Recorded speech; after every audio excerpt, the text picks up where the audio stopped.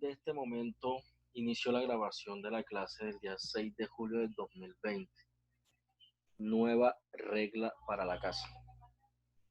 Si usted quiere tener inconvenientes para presentar, si este no ha sido previamente avisado por su director de grupo, me va a quedar muy difícil sostenerlo en la sala. Yo creo que esto va a pasar con todos los profesores, así que le pido a todos que por favor conecten las cámaras. Las clases son con cámaras de ahora en adelante. De ahora en adelante, usted llega a la clase, profesor Iván, inmediatamente se deja ver porque lo primero que yo hago es dejarme ver. El que no está con cámara, mejor dígame, profe, ya vuelvo, se retire, yo lo dejo ingresar otra vez, pero no me apague la cámara. Están entrando los premitos bravos. Falta Burgos y Jesús. Y listo. Entonces, para que sepan, las clases de social y economía deben hacerse con cámaras encendidas. Por favor, todos lo hacen.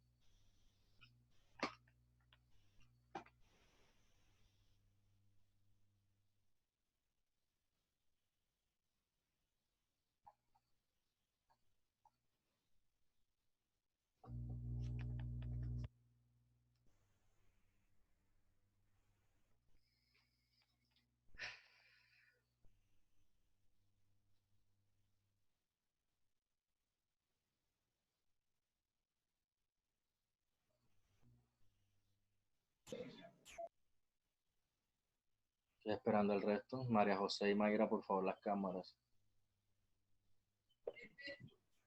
Profe, María José no le sirve la cámara. Listo, está bien. Profe, yo desde hace 2 semanas le dije al profesor Rodiño, pero como que no le dijo al profesor. Pégame, pues pégame ya. Si quieres, pégame. Mándame un correazo por la. Ay, no lo dije así. Bueno, chicos, mire, para empezar este tercer periodo yo voy a dejar algunas claridades frente a esto. Me imagino que ya el profesor le dijo quiénes estaban un poquito graves conmigo, ¿verdad? No se me quedan sino en sociales, se quedaban dos personas, una de ellas creo que le pasó el soplo de Guadalupe, porque encontré una nota por ahí, listo. De resto, hay mucha gente que está en básico, eso me preocupa bastante, sin embargo sabemos que nuestro segundo periodo académico no fue el mejor, y no fue el mejor teniendo en cuenta que no pudimos desarrollar todo a tiempo, pero por eso vamos a intentar que este tercer periodo podamos solucionar esos pequeños inconvenientes. Nosotros se supone que debemos estar iniciando este tercer periodo con algo que se llama la economía y la política latinoamericana. Vamos a apagar todos los micrófonos, por favor.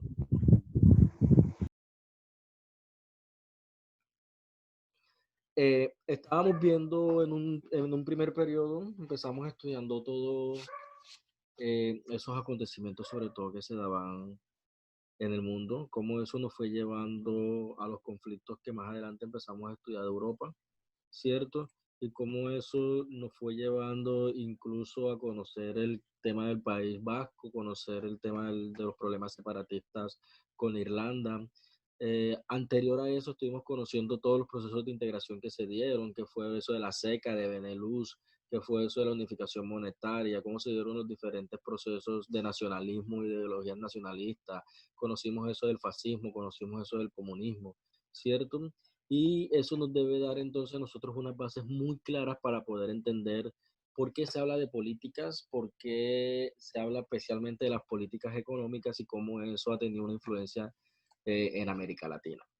Eso es lo que nosotros vamos a estar estudiando en este primer segmento, que corresponde a un bloque. Les digo, ustedes saben que conmigo se trabajan los bloques completos, pero para poder hablar de política y para poder hablar de economía, ¿cierto? Nosotros en algún momento descreímos la economía y la mirábamos como un conjunto, ¿cierto?, de engranes que terminaban configurando todo un sistema y que estaba compuesto desde el papel dinero y la moneda, ¿cierto? Hasta las actividades que nosotros realizábamos para poder crear cada día bienes y servicios y poder crear distribuciones de los mismos. Pero nosotros nunca hemos hecho una definición concreta alrededor del concepto de la política, ¿cierto? Y quiero preguntar, ¿quién se atreve a darme ese concepto? ¿Qué es política? ¿Qué es política?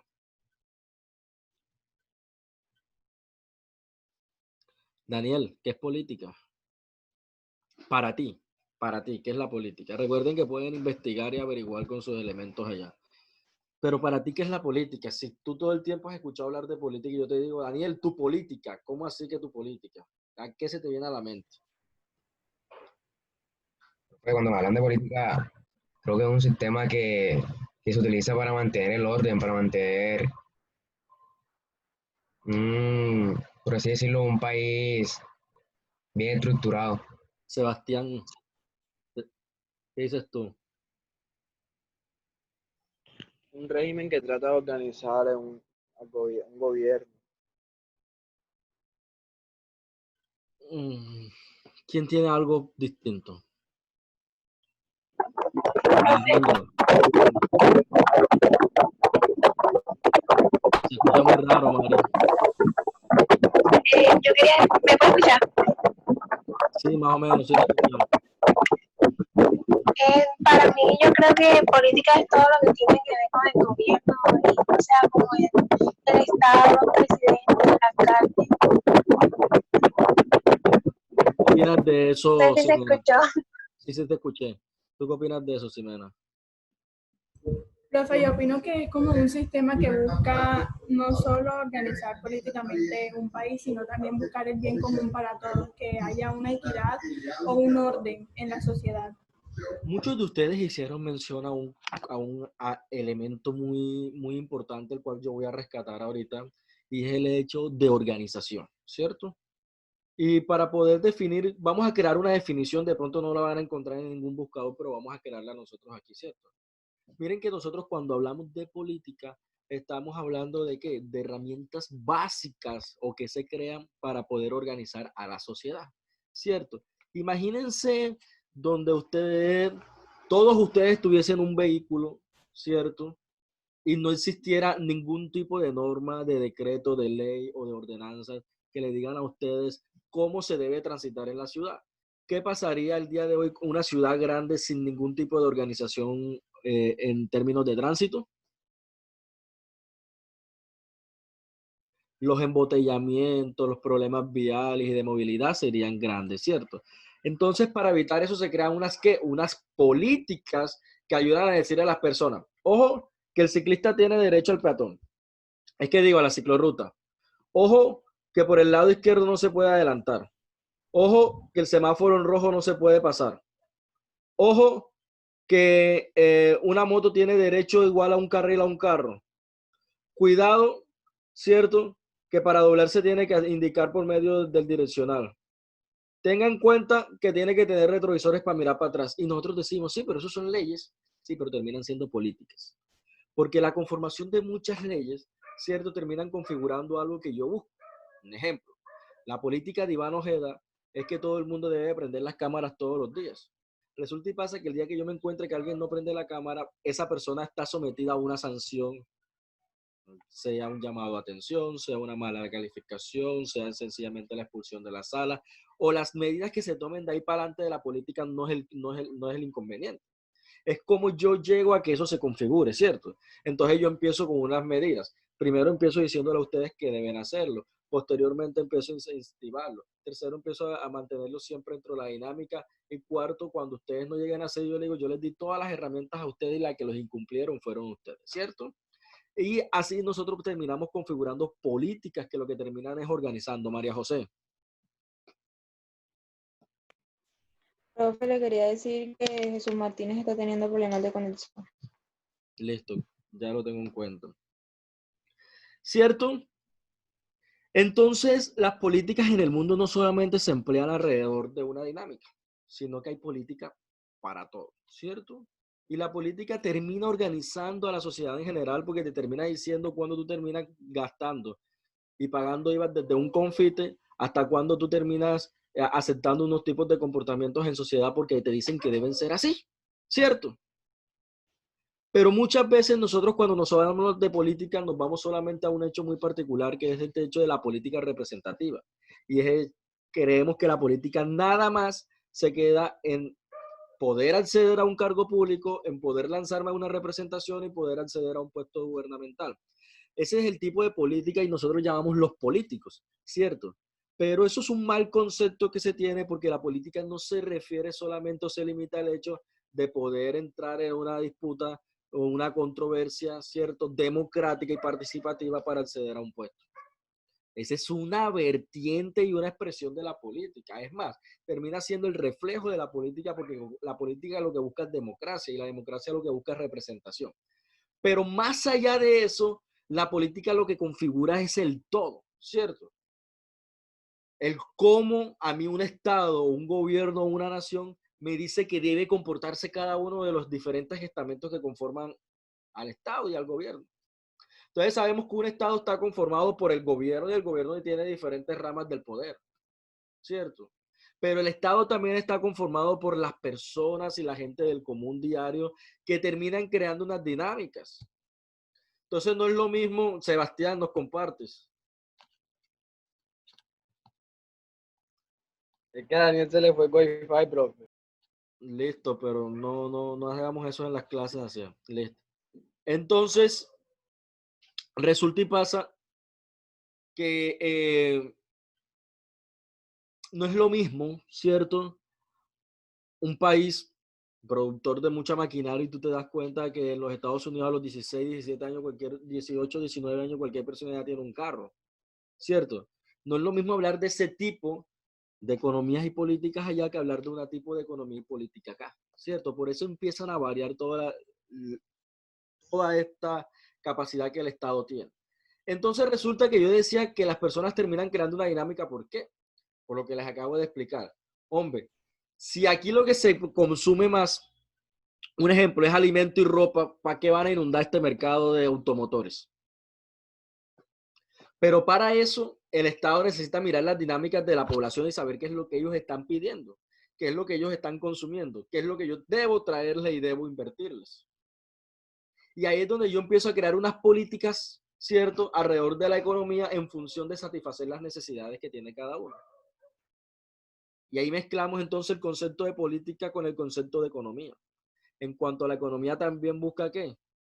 Terminar de configurar todos los sectores en función de satisfacer las necesidades de quién en última, del consumidor. Y el consumidor viene siendo, en términos comerciales, el cliente. Y el cliente en términos reales viene siendo ¿quién? El ciudadano del común. Entonces les voy a hacer una pequeña lectura. Estén todos por favor atentos. Dice, políticas económicas en América Latina. A lo largo de su historia, los diferentes países de América Latina han adoptado una serie de políticas económicas como parte de su estrategia para alcanzar el desarrollo. Las líneas generales, las diversas políticas y en las que se han dividido están el proteccionismo y el libre cambio. Anoten estos dos conceptos, por favor, el que pueda irlo buscando para que aporte le agradecería. El proteccionismo y el libre cambio, ¿cierto? Desde mediados del siglo XIX, estamos hablando del siglo XIX, era el año 1800, ¿qué? 1850 aproximadamente, ¿cierto? Hasta la Gran Depresión de 1929. Recuerden que Estados Unidos tuvo una crisis económica en 1929, que es cuando se cae la bolsa de Nueva York. Y esto implica una serie de medidas para el mundo, que es donde se da precisamente la apertura económica, que es donde se da precisamente todo el hecho de préstamos y endeudamiento a América Latina. Desde ahí, desde que Estados Unidos entra en crisis, es que nos venden a nosotros la idea de que tenían que prestarnos plata para salir adelante, y hoy en día le debemos grandes cantidades a Estados Unidos como si fuese un banco mundial. Dice, en América Latina se impulsaron las políticas de libre cambio. Durante este periodo, la región se concentró en la explotación de materia prima para abastecer el desarrollo industrial acelerado de Estados Unidos y Europa. Este fue conocido como el modelo agroexportador, que imponía una división de la economía internacional entre los países encargados de la producción y la exportación de la materia prima y los países que se dedicaban a la producción de bienes manufacturados, que luego eran comerciados por los países periféricos. El sistema de centro-periferia permitió que las potencias industriales acumularan grandes capitales. Miren que aparece entonces un tercer concepto. Y miren que todavía no lo hemos empezado a definir porque la idea es poderlo hacer junto a ustedes. Y el tercer concepto que nos aparece en este momento es el hecho del sistema de centro-periferia, ¿cierto? Entonces, ¿quién encontró algo sobre proteccionismo? Profe, es aquel que restringe las importaciones con otros países a través ya sea de aranceles o los métodos que utilice ese país. ¿Quién tiene algo más sobre proteccionismo?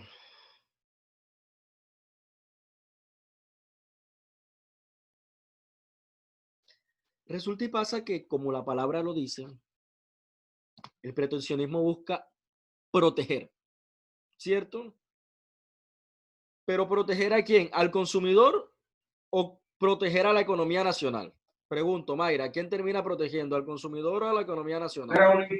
A la economía nacional. ¿Y por qué crees tú, Gise, que es a la economía y no al consumidor?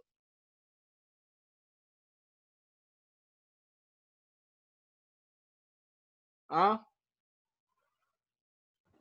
Profe, Estamos hablando porque él estudia es la política económica del Lugo. país.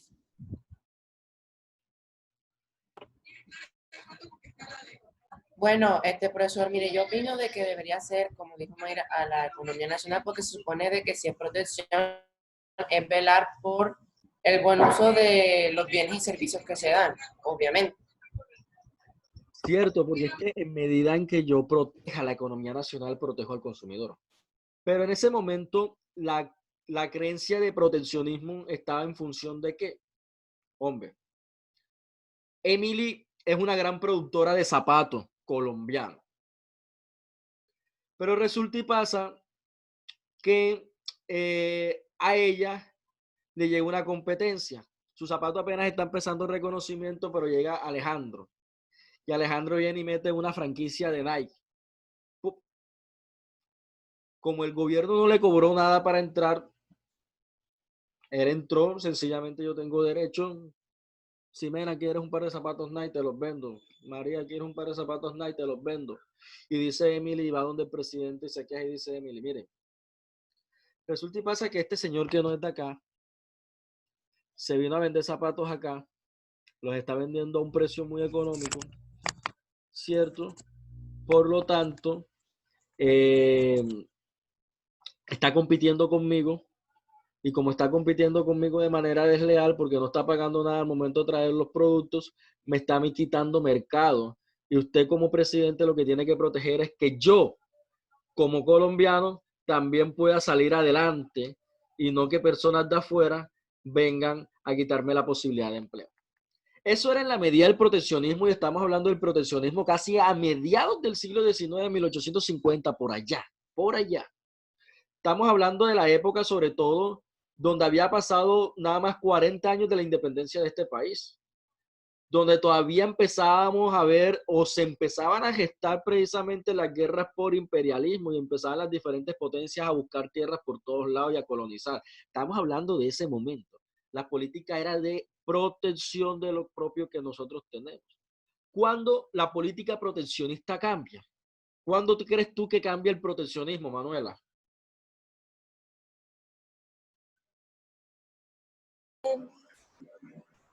No sé, profe. ¿Quién quiere saber?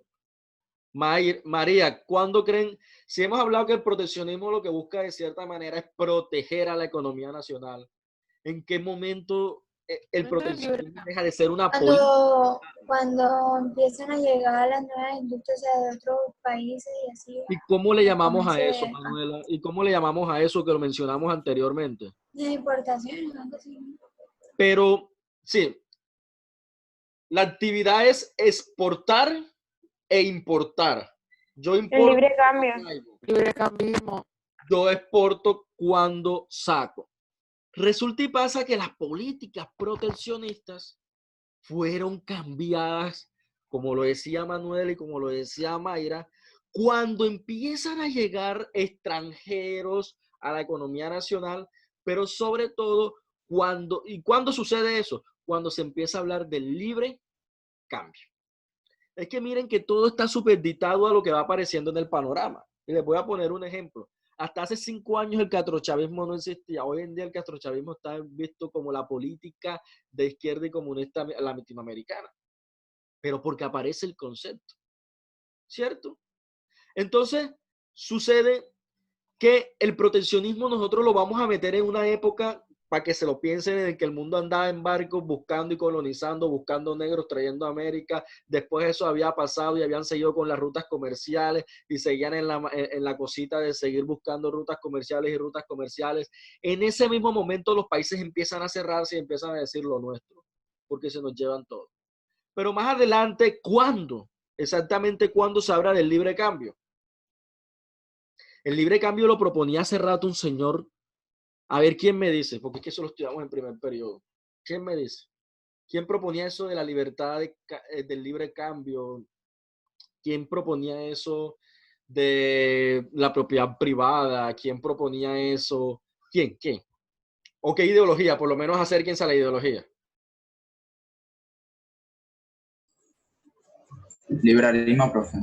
¿Y quién era el precursor del liberalismo?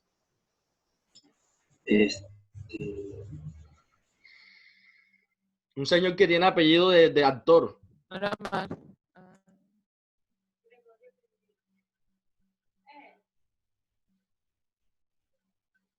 Adam Smith. Adam Smith.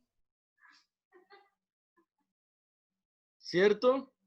Adam Smith proponía hace muchos años, ¿cierto? Hombre, las sociedades deben mezclar sus economías en función de ¿qué? De que todo el mundo tenga un libre tránsito. Hombre, si Ximena es de allá de Asia y yo soy americano, ¿por qué Ximena no me puede traer todos los materiales tecnológicos que ella vende allá y de aquí se lleva toda la materia prima que yo produzco? ¿Por qué no? Decía Adam Smith.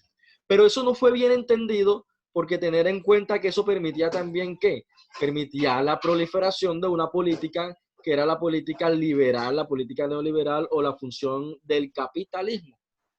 Y recuerden que el mundo siempre se había peleado Primera Guerra Mundial y Segunda Guerra Mundial ideológicamente. Es más, la Segunda Guerra Mundial es tan poderosa porque termina de determinar que quienes no se gustaban en la Primera Guerra Mundial se unieron para acabar al fascismo que estaba en cabeza de Alemania, de Italia y de Japón. Con la Alemania nazi, con la Italia fascista de Mussolini, ¿cierto?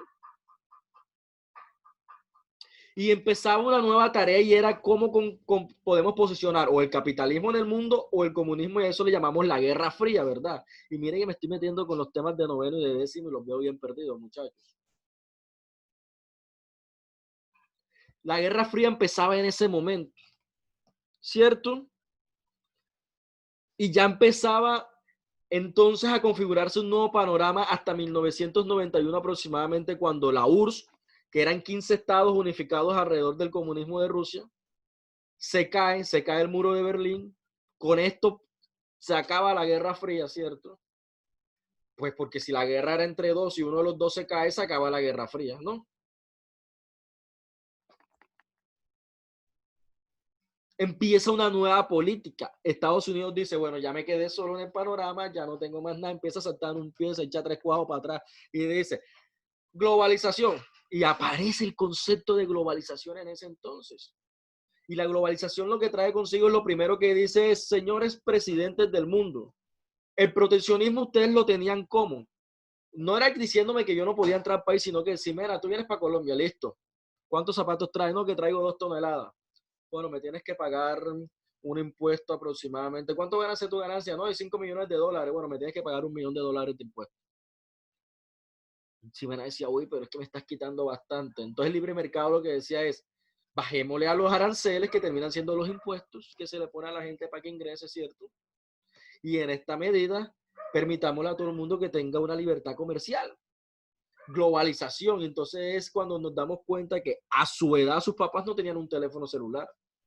Y no porque no existiera ya en el mundo, sino porque todo era importado. Entonces hablaban de las importaciones, que el jean americano, que los cigarrillos no sé qué, que las gafas americanas, porque empezaban el concepto americano y nos sacaban dentro del continente o europeo. O sea, era la cuestión porque todo era importado. Hoy en día no. Hoy en día tenemos la posibilidad de encontrar el mismo producto en un mercado europeo que en un mercado colombiano.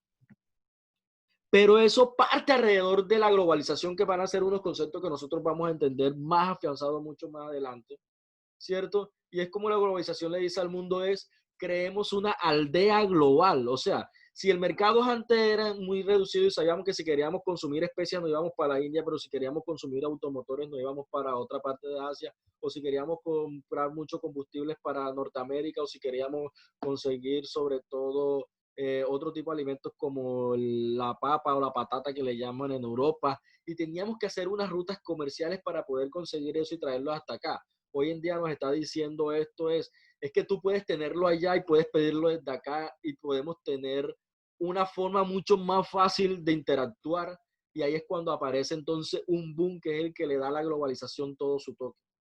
¿Quién me dice quién es el que le da a la globalización su triunfo? ¿O qué elementos que los estamos utilizando? No, pero no lo escuché. El internet. Pero más allá del internet, ¿qué es?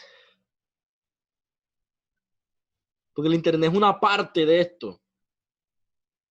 La tecnología. Aparece entonces las comunicaciones. Ojo, que es que para tú comunicarte antes tenías que esperar una carta, 3, 4 meses, ya tú no sabías si cuando el novio te mandó la carta, cuando te llegó todavía sentía lo mismo, ¿cierto? Era una vaina jodida, por eso es que los amores duraban, porque era una vaina ideal. Como que yo tengo que creer que me quiere. Ay, me contestó y ya hace 6 meses que le mandé la carta y apenas llega la otra. Eran unos amores, no que tragan tan enormes tenía esa gente en ese momento.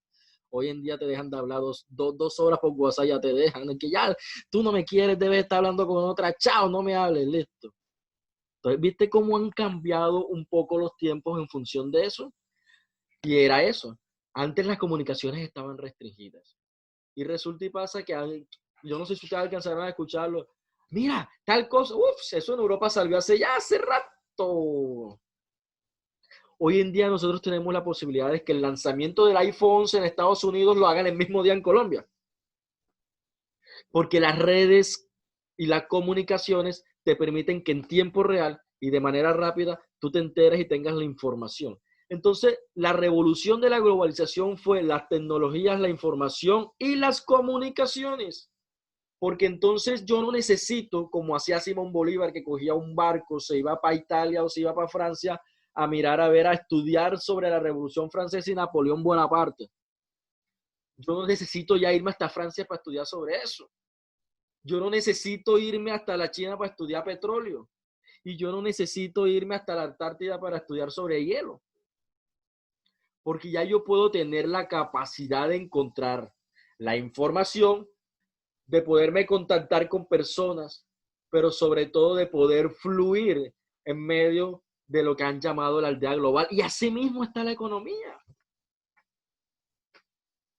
Porque si nosotros no estuviésemos dentro de un mundo globalizado, seguramente si existiesen celulares fuesen marcas colombianas y no pudiésemos utilizar marcas de otros lados. Chicos, 10 minutos les voy a dar para que volvamos. Necesito que averigüen 4 cosas para que todos participen. Hoy necesito una nota de participación de todos. Este segundo segmento yo no voy a hablar, espero que ustedes lo hagan.